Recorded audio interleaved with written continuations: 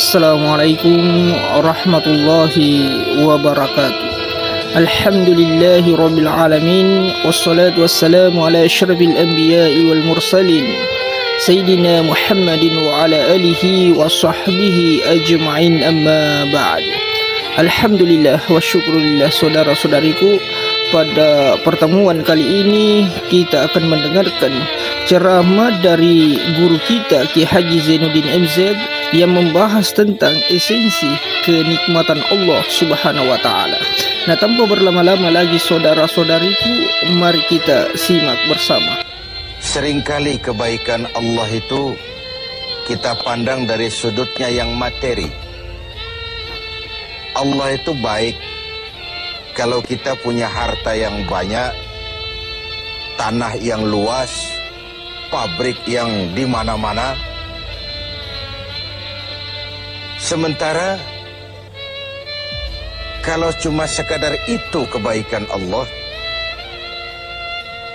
terlalu sedikit orang yang mendapatkannya. Padahal kebaikan Allah tidak pernah berhenti dan meliputi seluruh makhluk yang hidup ini. Karena itu pada kesempatan jumpa sore ini, saya ingin mengajak kita melihat kebaikan-kebaikan Allah dalam bentuk yang lain. Bahwa kita diberikan harta yang banyak, itu kebaikan Allah. Diberikan tanah yang luas, itu juga kebaikan Allah. Diberikan perusahaan, pabrik di mana-mana, itu juga kebaikan Allah. Tapi tidak terbatas kepada itu. Ada kebaikan-kebaikan yang non-materi, yang malah justru itulah esensi kebaikan itu. Mari kita renungkan sebuah hadis di mana baginda Rasul bersabda, arba'atun man u'tiyahunna faqad u'tiya khairat dunya wal akhirah. Ada 4 hal. Siapa yang oleh Allah diberikan keempat hal ini, sungguh dia telah diberikan kebaikan dunia dan sekaligus kebaikan akhirat. Kebaikan dunia juga kebaikan akhirat. Ini berarti belum tentu yang baik di dunia menurut kita akan berbuntut baik juga di akhirat.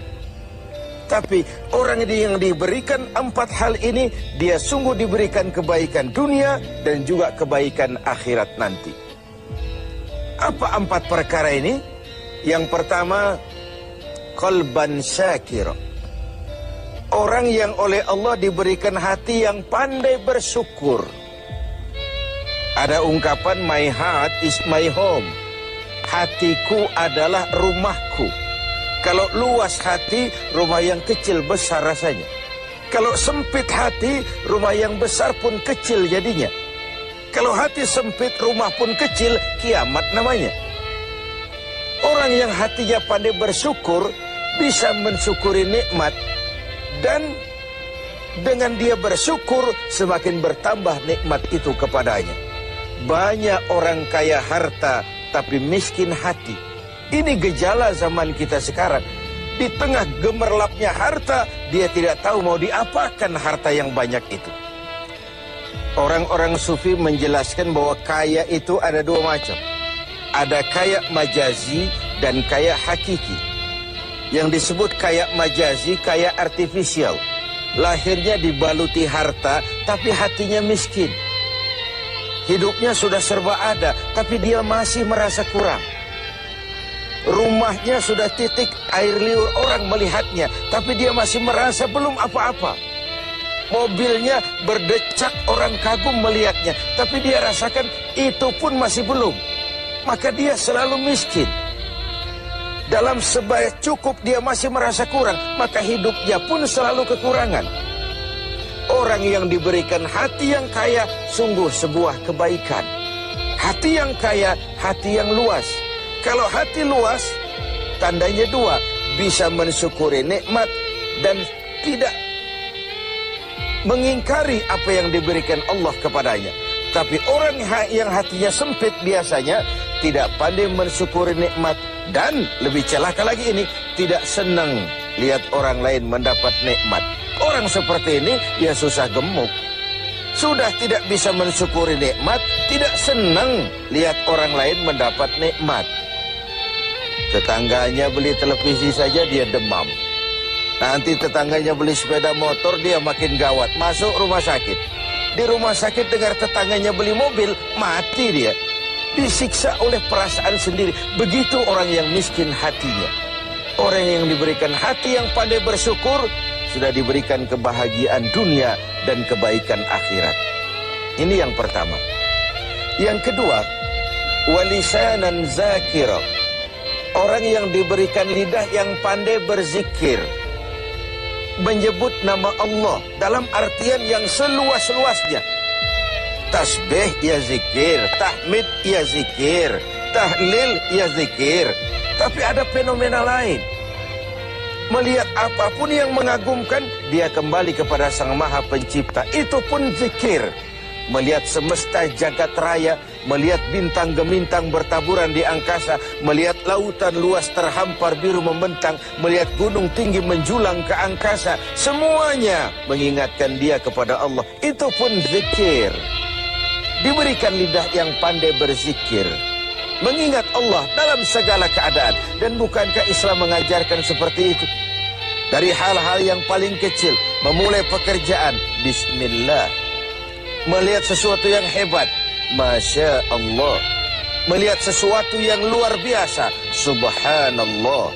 Terkejut, Astaghfirullah. Berjanji, Insya Allah. Semua dikaitkan dengan Allah.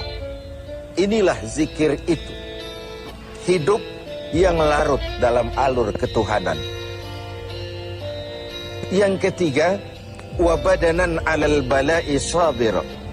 Beruntung orang, diberikan kebaikan orang, kalau dia dikaruniai badan yang tegar menghadapi bencana, tegar menghadapi cobaan, kuat menghadapi tantangan.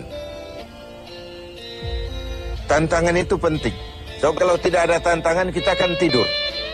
Cobaan juga kita perlukan, tapi kalau kita tidak sanggup menahannya, larut oleh cobaan itu, kita akan kalah karenanya. Orang yang baik, diberikan kebaikan dunia akhirat, punya badan yang tegar menghadapi cobaan. Apa cobaan Allah? Dua macam. Satu ayat menjelaskan, وَنَبْلُوكُمْ بِالْخَيْرِ وَالشَّرِّ. Kami akan coba, kami akan uji kamu dengan yang baik dan dengan yang tidak baik, dengan yang enak dan dengan yang tidak enak, dengan yang menyenangkan dan dengan yang tidak menyenangkan. Bukan cuma sakit cobaan itu, sehat pun ujian. Bukan cuma miskin ujian, kaya pun cobaan. Bukan cuma tidak punya jabatan cobaan, naik pangkat pun ujian. Kita ni yang namanya ujian kan yang tidak enak saja. Kalau sudah sakit, ya Allah, sedang diuji. Sehat, lupa daratan. Miskin, ujian. Setelah kaya, lupa bahwa itu juga ujian. Fenomenanya apa? Banyak orang lulus ketika diuji dengan kemiskinan, tapi gagal berantakan setelah diuji dengan kekayaan. Ketika miskin dia hamba Allah, setelah kaya dia pindah menjadi hamba harta. Belum pernah ada orang datang mengeluh, Pak Ustadz, saya sedang diuji oleh Tuhan. Kenapa Pak? Uang saya sedang banyak. Belum pernah. Kalau sudah bangkrut, miskin, baru merasa diuji. Bukankah sejarah syarat dengan contoh? La nufarriqu baina ahadim min rusuli. Kami tidak membeda-bedakan para rasul. Tidak ada rasul yang dianak emaskan. Semuanya diuji, semuanya ditempa, semuanya digembleng. Semuanya tegar seperti batu karang di tengah samudra. Walau tiap hari dihempas ombak, dihantam gelombang, dia tetap berdiri dengan tegar. Begitulah orang yang diberikan kebaikan oleh Allah. Lain dengan orang yang loyo, sedikit kena kesulitan seperti ayam sampar, kerakap tumbuh di batu, hidup segan mati pun tak mau, skeptis, pesimis. Apa yang bisa kita lakukan kalau dasar hidup kita sudah skeptis dan pesimis itu tadi? Hidup ini adalah cobaan. Semakin tinggi kualitas keimanan, semakin berat cobaan itu.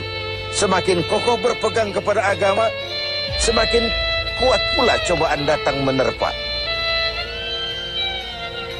Yang terakhir, Seorang yang diberikan kebaikan dunia akhirat, wa zaujatan salihatan, diberikan istri yang salihah, pendamping. Tidak ada suami bisa sukses jadi apapun dia tanpa peran serta dan dukungan istrinya. Itu sebabnya baginda Rasul menikah dengan Sayyidatuna Khadijah. Apa yang jadi pertimbangan beliau? Mengawini seorang janda yang umurnya 15 tahun lebih tua pula dari beliau. Kalau sekadar memperturutkan hawa nafsu, mestinya tidak Khadijah yang dipilih oleh baginda Rasul. Mestinya, kalau istilah kita sekarang cari ABG saja. Tapi jelas baginda Rasul bukan cuma sekadar mencari istri, beliau mencari seorang pendamping. Apa bedanya ini? Tiap perempuan bisa jadi istri, memang, tapi tidak tiap istri bisa jadi pendamping. Rumah tangga adalah awal kesuksesan kita di tempat lain. Karena itu, kalau diberikan istri yang solehah, itu sudah kebaikan dunia dan kebaikan akhirat.